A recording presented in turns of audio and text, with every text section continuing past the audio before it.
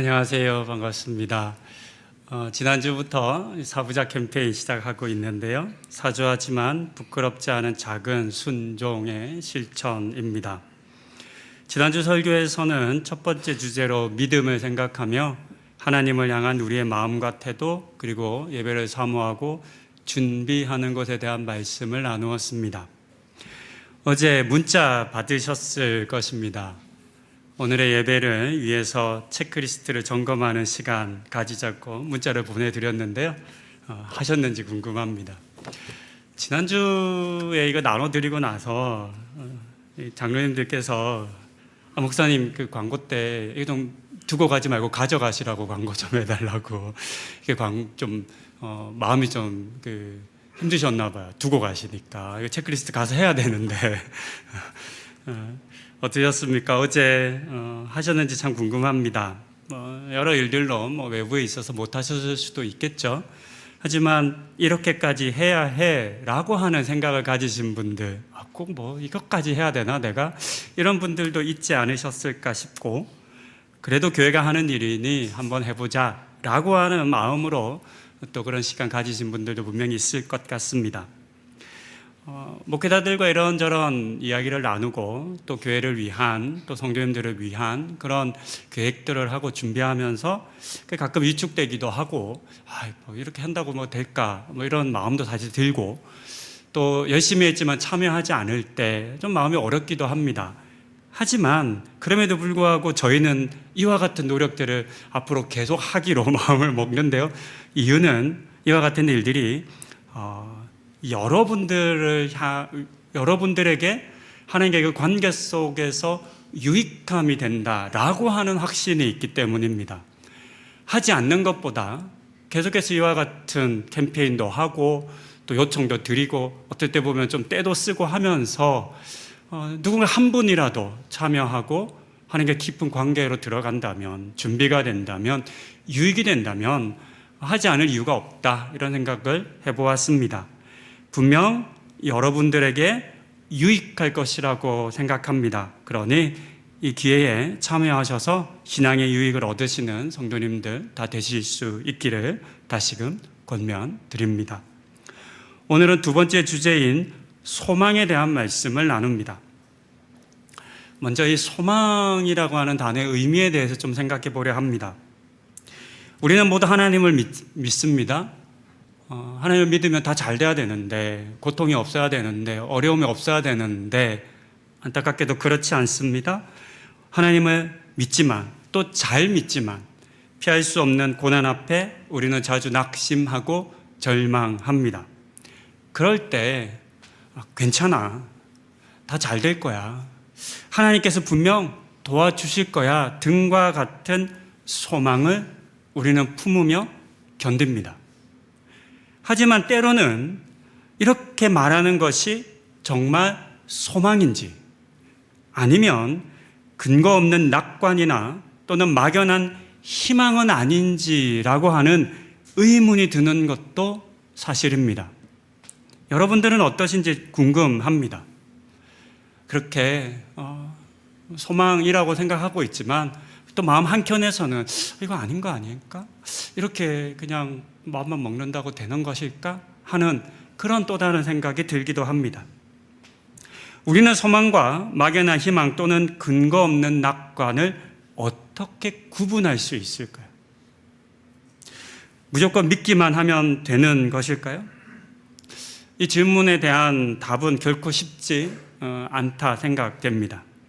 이런 우리에게 오늘의 본문은 소망이 무엇인지에 대한 매우 중요한 통찰을 우리에게 알려주고 있다라고 저는 생각하고 오늘의 본문을 준비해 보았습니다.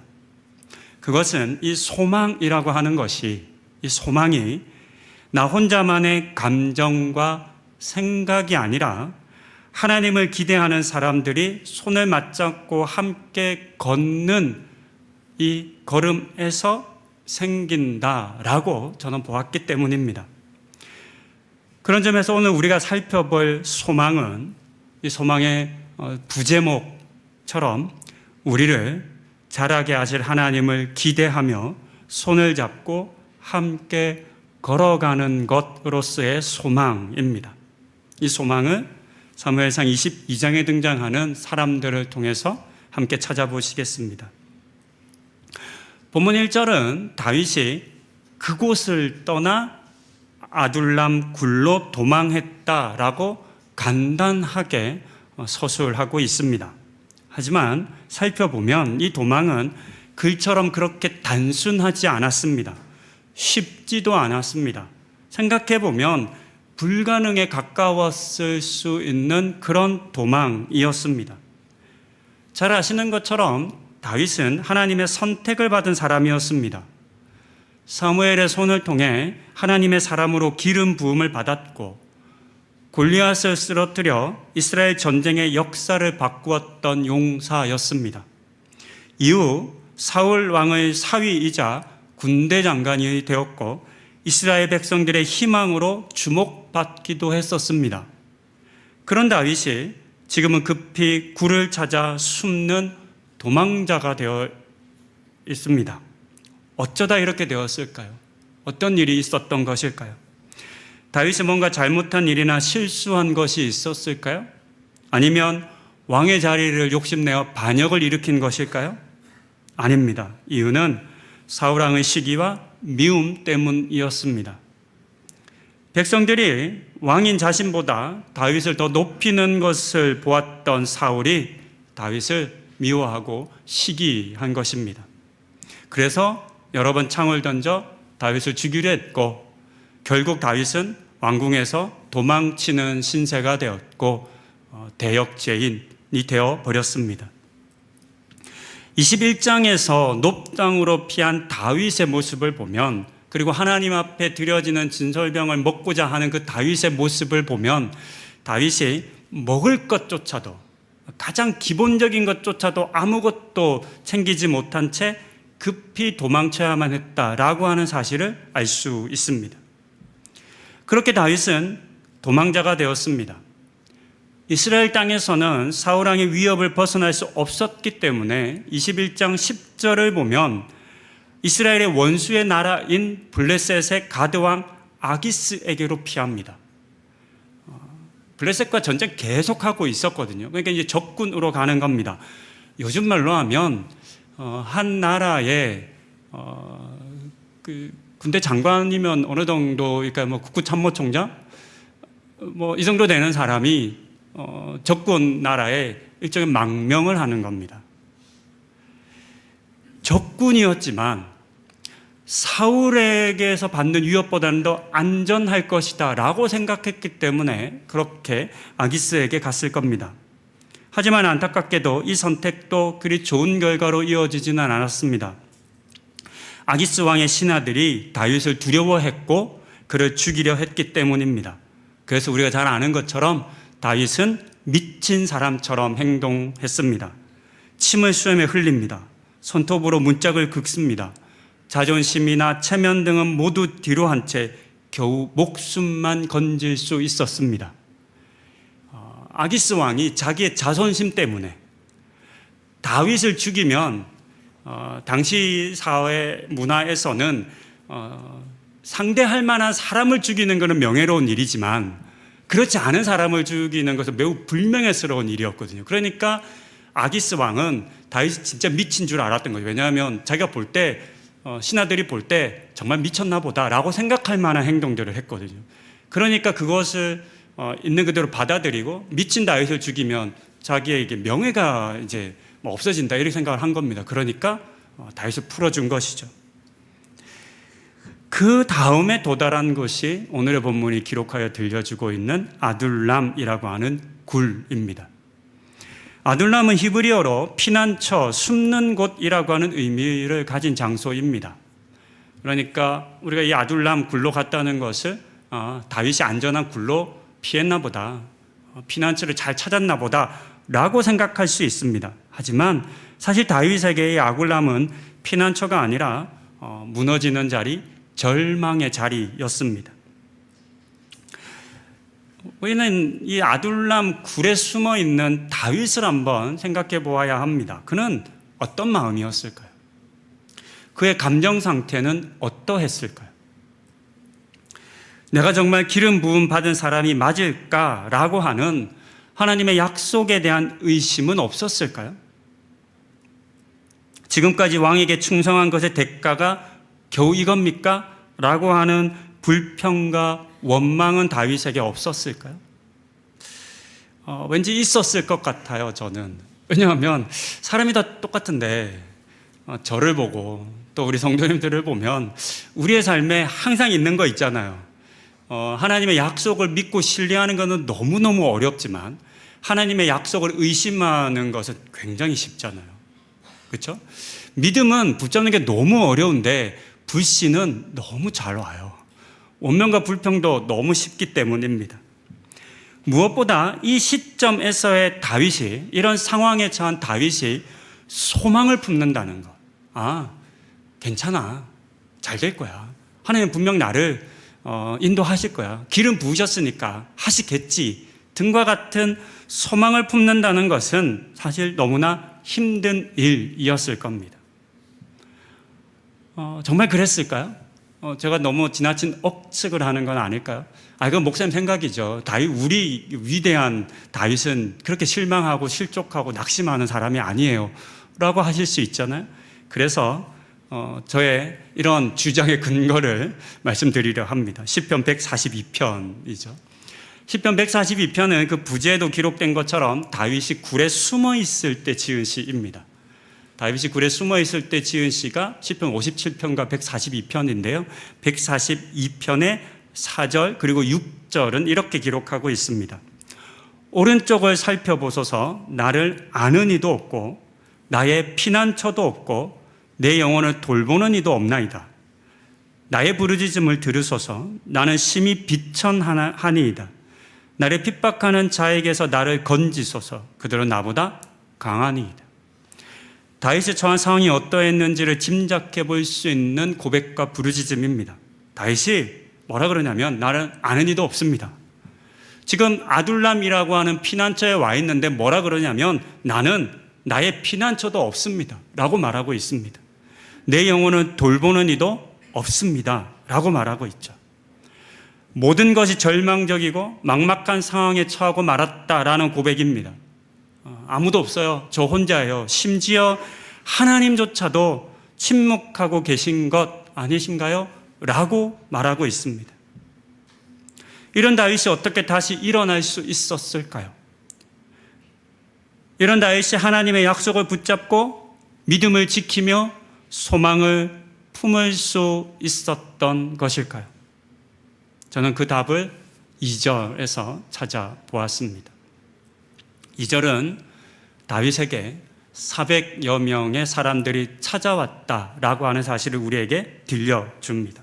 그런데 생각해보면 이와 같은 사람들이 찾아오면 한편 이해하기 힘든 일이라 할 수 있습니다. 왜냐하면 지금 다윗은 리더가 아닙니다. 지도자도 아니고 사울 왕에게 상대할 만한 권력을 가진 사람도 아니고 오히려 반역자, 역적이 되어 온 이스라엘의 그런 적이 되어 있는 상황입니다. 이런 다윗에게 미래를 기대한다는 것, 어떤 희망을 품는다는 것은 사실 매우 어려운 일입니다. 미래와 희망이 가까이 있기보다는 실패와 죽음에 더 가까운 사람이라 할 수 있을 것입니다. 이처럼 다윗이 처한 객관적인 상황을 보면 사람들은 오히려 다윗을 버리고 떠나야만 하는 그런 상황입니다. 다윗을 따라다녀봤자 얻을 건 거의 없습니다. 오히려 역적이 되어 사울의 표적이 될 뿐입니다. 그런데 이와 같은 절망적인 상황에도 불구하고 무려 400명이나 되는 사람들이 다윗을 찾아 아둘람으로 왔습니다. 게다가 성경은 그들이 환난당한 자, 빚진 자, 마음이 원통한 자들이라고 했습니다. 즉 세상에서 상처 입고 버려진 사람들이었다라고 알려줍니다. 여러 각도로 이 본문을 볼 수 있는데요. 얼핏 보기에 이 사람들은 다윗에게 아무런 도움이 되지 않을 사람입니다. 그렇죠? 우리가 어떤 어려움을 당할 때 누가 우리에게 도움이 될까요? 사업하다 보면 갑자기 자금이 묶여가지고 안 될 때 누가 도움이 되죠? 돈 많은 사람. 물론 돈만 그냥 많으면 안 되고 나한테 돈을 빌려줄 사람. 그렇죠? 하지만 돈 없는 사람보다는 돈 있는 사람의 가능성이 크죠. 그렇죠? 나에게 도움이 될 만한 사람이 와야 사람은 소망을 품게 됩니다. 아, 저 사람이 나를 좀 도와주면, 저 사람이 나에게 좀 와주면, 저 사람이 내 편이 되면 소망이 생기죠. 그러나 오늘 본문에 기록된 이 다윗을 찾아온 400명의 사람들은 다윗에게 도움이 될 만한 사람이 아닙니다. 소망을 줄 만한 사람이 아닙니다. 오히려 그렇지 않아도 힘들고 지치고 절망하고 도망하고 있는 다윗에게 짐처럼 여겨지는, 짐만 될 뿐인 짐을 더할 사람들처럼 보이기도 합니다. 하지만 그렇지 않았습니다. 상처 입은 치유자라고 하는 말이 있습니다. 헨리 나우엔이 쓴 책의 제목이기도 합니다. 예수님께서 스스로 인간의 모든 죄를 끌어안는 그 상처 입고 십자가에 돌아가 죽으심으로 말미암아 우리를 구원하시고 치유하셨다라고 하는 개념으로 쓰여진 책인데요. 굉장히 읽어볼 만한 그런 책입니다. 상처 입은 치유자라고 하는 말이 있는 것처럼 이 400명은 다윗의 억울함, 다윗의 분노, 다윗의 절망을 누구보다 잘 아는 사람들이었습니다. 다윗은 그들을 만나서 그들에게 구구절절 뭔가를 설명할 필요가 없습니다. 제가요 너무 아픈데 저 좀 알아주세요, 이런 말을 할 필요가 없는 거죠. 왜냐? 이미 그와 같은 그 모든 삶의 절망을 겪고 가지고 있는 그런 사람들입니다. 그렇기에 그들은 다윗을 이해하고 다윗을 다시 격려할 수 있는 사람들이었습니다. 그렇게 보면 400명의 사람들은 혼자라는 두려움과 막막함에 사로잡혀 절망하고 있던 다윗에게, 앞서 보았던 것처럼 시편 142편에 아무도 없어요, 저 혼자예요, 하나님 제 말 좀 듣고 계세요 라고 절망하고 있던 다윗을 향해 하나님께서 보내신 사람들이라 할 수 있을 것 같습니다. 그렇게 아둘람은 상처 입은 사람들이 모인 곳이 되었습니다. 그리고 놀랍게도 그곳에서 새로운 소망이 싹트기 시작합니다. 아무것도 가진 것이 없고 어떤 도움도 받을 수 없는 사람들이, 그래서 세상이 주는 소망이 아닌 하나님을 믿는 믿음 속에서 서로가 서로를 이해할 때, 서로의 아픔을 품어줄 때, 그리고 혼자가 아니라 함께 가자라고 말하며 서로의 지친 등을 밀어줄 때, 바로 그때 소망이 새롭게 자라기 시작합니다. 설교를 준비하며 이런 상상들을 해봅니다. 상상을 좀 하면서 성경을 읽자라는 얘기를 많이 드리는데요. 저는 두 가지 상상을 해보았습니다. 첫 번째 상상은 아무도 안 오는 거예요. 아둘람 굴에. 앞서 얘기한 것처럼 야, 이제 다윗 끝났어. 별 볼 일 없어. 야, 우리의 이 원망과 절망을 구원해 줄 사람이 필요한데 다윗은 아니잖아. 이미 쟤는 실각했어. 쟤는 이제 도망자야. 쟤한테 가면 반역자가 되는 거야. 우리 딴 사람 찾자. 그러면서 이 400명이 다윗을 향하지 않고 다른 권력들을 찾아갔다면, 그 다윗에게 아무도 안 가는 거죠. 만약 그렇게 다윗이 혼자만 아둘람 굴에 머물렀다면 어땠을까요? 다윗은 혼자의 힘으로 두려움을 떨쳐내고 절망을 이겨낼 수 있었을까요? 절대 쉽지 않았을 것 같습니다. 그런 점에서 이 본문 속에 등장하는 실패자로 보이는 이 400명, 환난당한 자, 가난한 자, 아무것도 없는 사람들이잖아요. 누가 봐도 이거 실패한 사람들이네. 이 사람들은 아무것도 할 수 없어. 이 사람들은 능력이 없어. 이 사람들에게서 소망이 생기겠어 라고 말할 수 있는 이 사람들이 다윗을 일으킨 사람이라고 할 수 있을 것입니다. 마치 출애굽기 17장에서 모세의 팔이 지쳐 내려올 때 아론과 훌이 모세의 팔을 들어 올렸던 것처럼, 엘리야가 아합과 이세벨을 두려워하여 로뎀나무 아래 숨어 하나님에게 죽기를 구할 때 하나님의 사람 천사를 보내어 그를 먹이고 돌보셨던 것처럼 하나님께서는 지친 사람들, 낙심한 사람들, 절망한 사람들을 홀로 두지 않으셨습니다. 하나님의 사람을 보내셨고 그들의 도움을 통해 다시 일어나게 하셨습니다. 이 지점에서 우리는 믿음의 공동체가 우리에게 얼마나 소중한지를 발견할 수 있습니다. 사람에게 소망을 만들어낼 힘이 있을까요? 없을까요? 우리 각 사람에게 소망을 만들어내는 힘과 능력이 있을까요? 없을까요? 사실 전 답은 모릅니다. 여러 생각을 해봅니다. 설교를 처음 준비할 때는 결론을 향해 가려면 없다고 해야 되잖아요. 그렇죠? 이제 이렇게 이제 적었어요. 처음에 사람에게 소망을 만들어낼 힘이 있을까요? 없을까요? 네, 없습니다라고 했는데 너무 단정적인 것 같은 거예요. 또 생각해 보니까 마냥 없지는 않은 것 같아요. 왜냐하면 우리가 다 이제 성령님과 함께하는 사람들이잖아요. 우리 안에 성령님께서 계시고 우리 안에 그 성령님께서 우리에게 일을 하시거든요. 우리를 일으켜 세우신단 말이죠. 그러니까 이거 없다고 말하면 안 될 것 같아라고 생각을 했어요.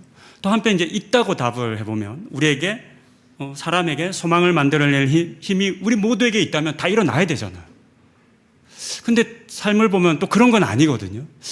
이거 참 이 답이 어렵네 이런 생각을 하면서 더 깊이 묵상하던 중에 한 가지 사실, 분명한 사실을 발견했어요. 그게 뭐냐면 사람에게 소망을 만들어낼 힘이 있다 하더라도 그 힘이 두려움에 사로잡힐 때, 낙심하고 절망할 때는 그 힘이 안 드러난다는 거예요. 여러분 절망하시고 낙심하시고 힘드실 때 그냥 아무 도움 없이 혼자의 힘으로 일어서세요?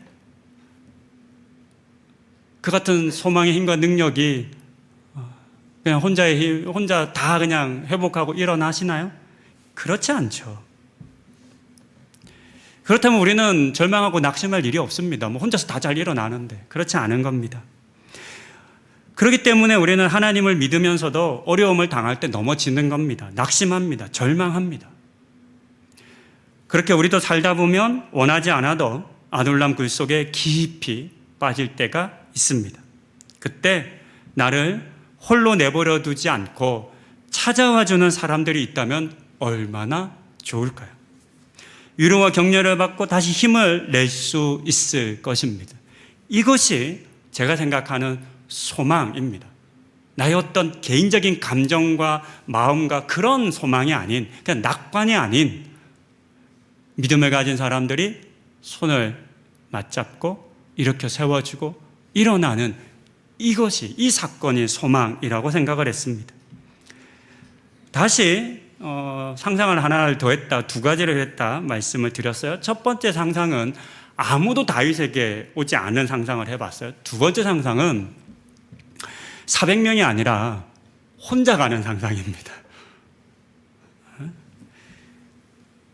우리는 400명이 다 함께 가면 좋겠지만 혼자 갈 수 있잖아요.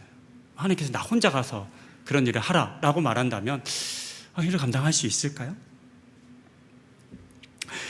하나님께서 다윗에게 보내신 400명의 사람들을 생각해 보면 앞서도 말씀드린 것처럼 부자나 힘 있는 자나 능력 많은 자 등은 없었어요. 다 기대할 것이 없고 그 한 사람 한 사람을 보면 소망을 주는 사람들이 없어요. 다윗이 400명을 보면서 천천히 살펴보면서 누가 힘이 있나 누가 돈이 있나 살펴봤을 텐데 우리 그러잖아요. 우리는 누가 나에게 도움이 되면 힘이 될 만한 사람을 빨리빨리 찾아내잖아요. 근데 다윗이 볼 때 그럴 것을 기대할 만한 사람이 없었을 거라고 생각합니다. 하지만 놀랍게도 어떤 희망과 소망을 주지 않는 그 사람들 속에, 그 사람들의 그 하나됨 속에 하나님은 계셨고 그들의 약함을 통해서 소망을 새롭게 불러 일으키셨습니다. 이 비밀을 바울은 고린도 후서 12장 9절 10절에서 이렇게 고백하고 있습니다. 잘 아시는 말씀입니다. 나에게 이르시기를 내 은혜가 내게 족하도다. 이는 내 능력이 약한 데서 온전하여 짐이라 하신지라. 그러므로 도리어 크게 기뻐함으로 나의 여러 약한 것들에 대하여 자랑하리니 이는 그리스도의 능력이 내게 머물게 하려 함이라.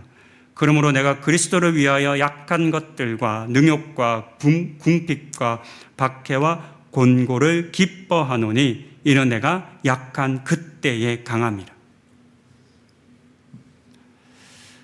이 말씀을 나의 말씀으로 받아들이고 나의 나약함을 우리 너무 자책하지 마십시다.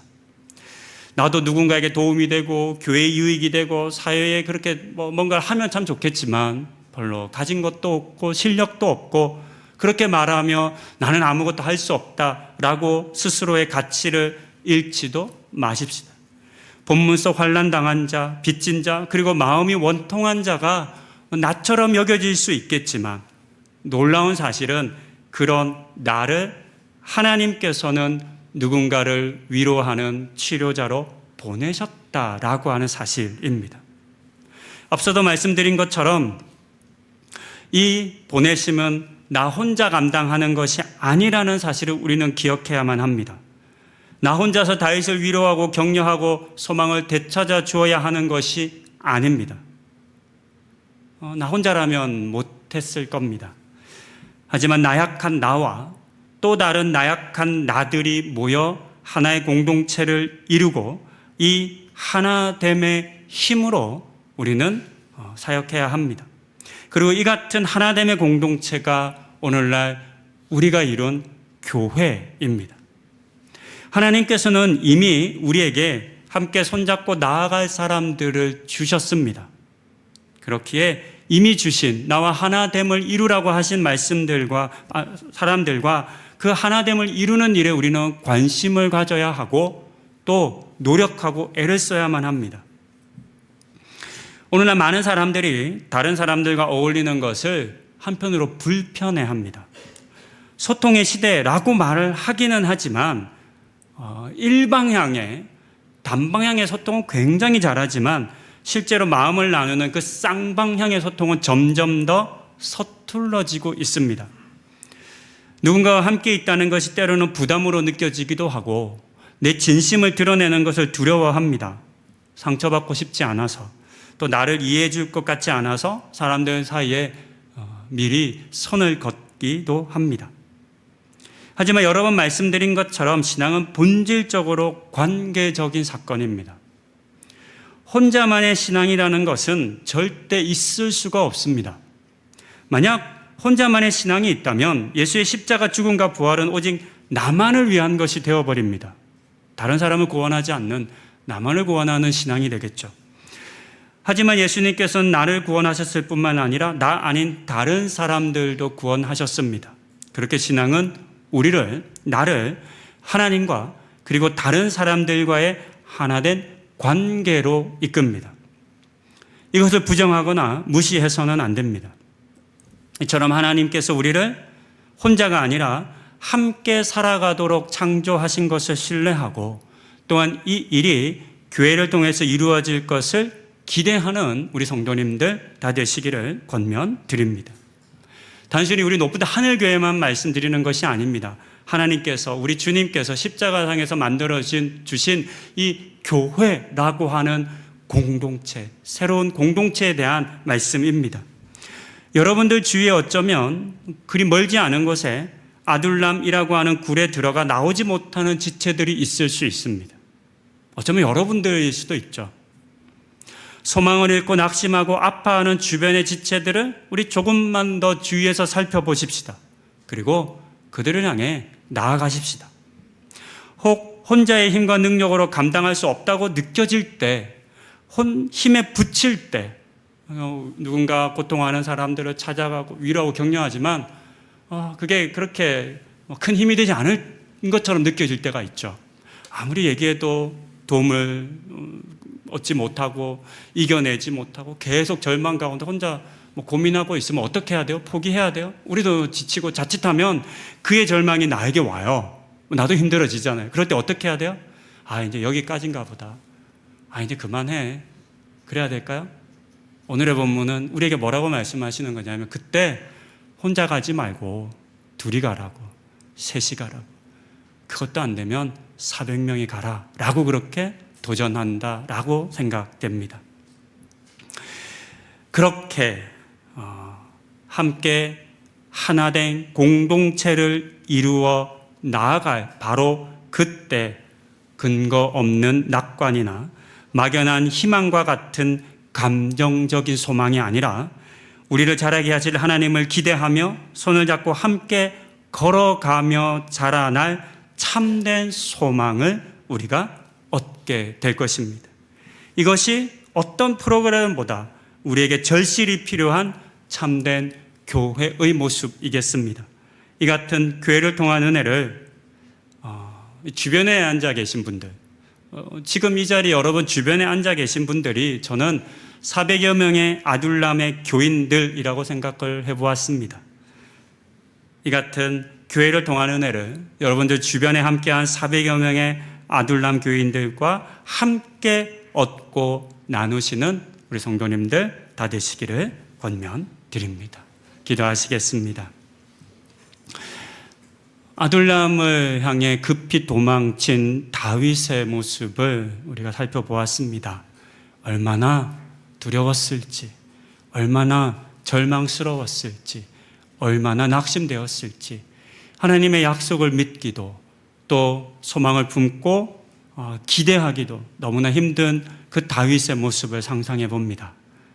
그런 다윗을 향해 하나님께서 400명의 사람들을 보내어 주셨습니다. 인간적으로 보면 어떤 소망도 희망도 가진 것이 없었던 사람들이었는데 놀랍게도 그 속에 하나님 함께 하여 주셨고 그 연약한 자들, 나약한 자들의 하나됨 속에서 소망을 피워 주셨습니다. 하나님, 이것이 오늘 우리 교회를 향한 도전이겠습니다. 이것이 오늘 우리가 꿈꾸고 바라야 할 교회이겠으며 하나된 공동체이겠습니다. 이 같은 은혜를, 이 공동체의 은혜를, 교회 하나됨의 은혜를 다시금 손 맞잡고 걸어가며 소망을 되찾는 은혜를 우리 모두에게, 우리 교회에 부어 주시옵소서. 이 모든 말씀 우리 주 예수 그리스도의 이름으로 기도드립니다. 아멘.